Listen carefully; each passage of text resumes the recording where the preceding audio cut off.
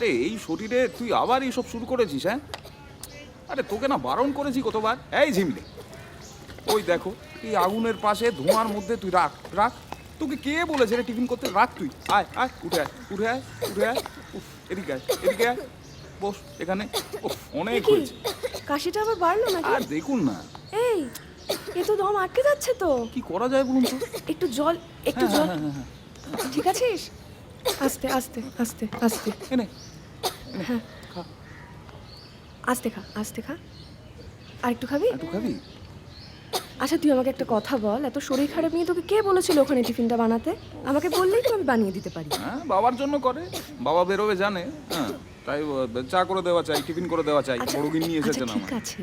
টিফিনের চাটা দিয়ে দিই। না আর তুই কোনো একটু কথা চুপ নেই। কর না। তুই এখানে শো তো, শো, চুপ করে শো, কথা বলিস না। শো। হ্যাঁ, চুপ আস্তে, করে শো, আস্তে। আস্তে। কথা বলিস না। আচ্ছা আপনি বেরোবেন তো? হ্যাঁ হ্যাঁ। হ্যাঁ আপনি বেরোন, আমি ওর কাছে আছি, আপনাকে চিন্তা করতে হবে না। না কিন্তু তা কি করে হয়? মাসিমার যদি আপনাকে আবার লাগে থাকে। আপনাকে তো এসব নিয়ে ভাবতে হবে না, আপনি যান না।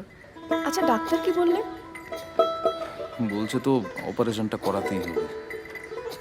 দেখি। আচ্ছা আমি বেরোই। হ্যাঁ হ্যাঁ। বেরোচ্ছি বাবা। হ্যাঁ, আসলাম। কখনো হবে কি তোমার ইচ্ছে পূরণ?